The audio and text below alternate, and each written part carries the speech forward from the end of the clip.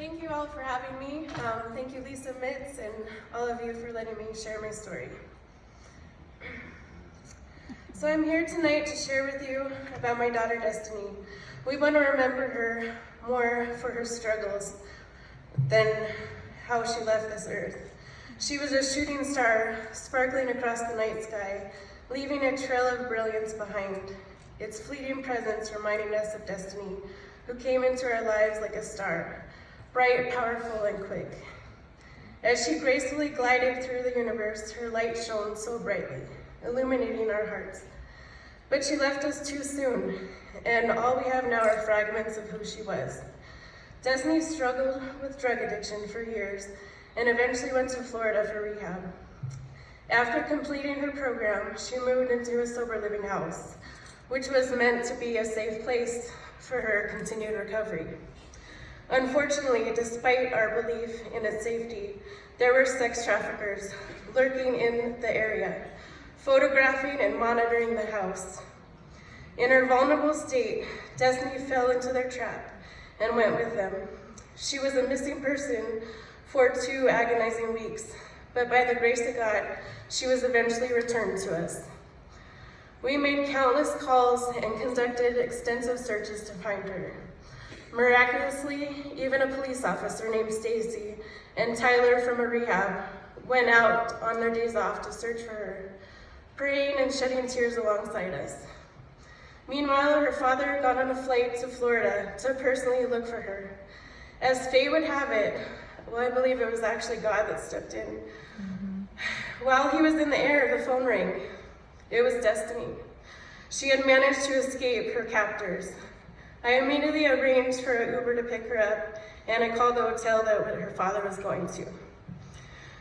So we found out from police officers in Florida that traffickers go after people in sober houses because they're more easily brainwashed. They stole her phone and gave her MDMA, which is a generic form of ecstasy. These monsters have various methods to control these girls, such as physical violence, psychological manipulation, threats, and deception. Traffickers are experts at grooming these girls. Within 24 hours, my daughter was back home in Arizona. We organized an intervention and took her to a reputable rehab here in Prescott called Wolf Creek. She successfully completed a 90-day program and returned home with a renewed sense of purpose.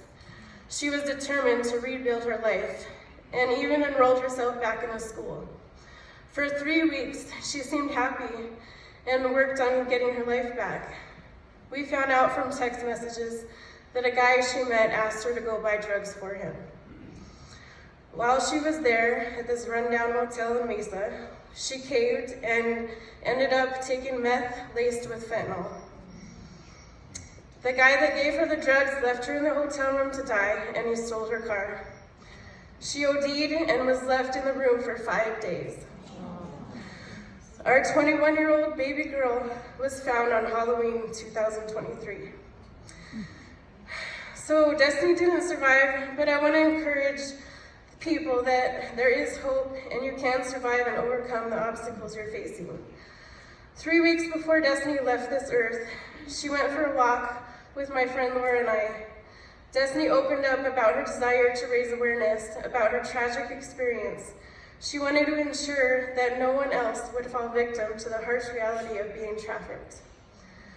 Through our connection with Christ Church, PALS, and Identifreed, we have begun exploring ways to support her in this mission.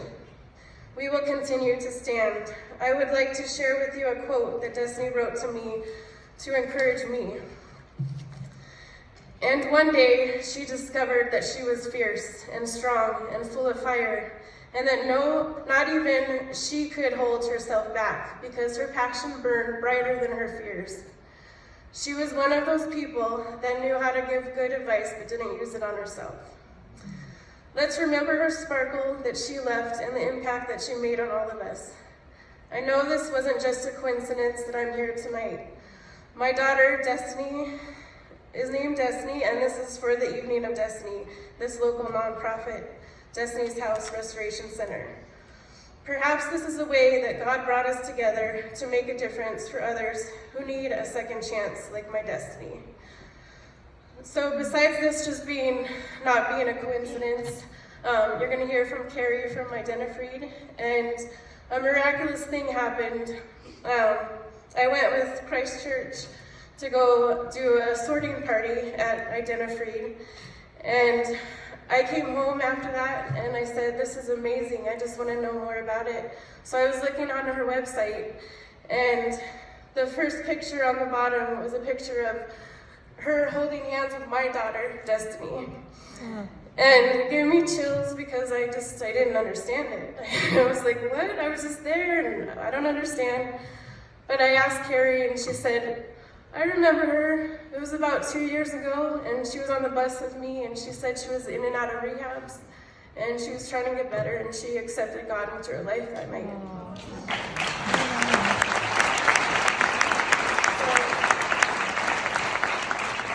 So it's amazing how God works in these ways. You just have to keep your eyes open, and it's a blessing that Destiny House Restoration Center is available to help survivors heal.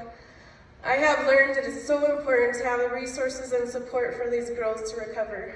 They have been through the trenches of war. Having a place to heal is golden, and it's what's needed for them. Let's all come together to do what we can to help. We miss you, Destiny.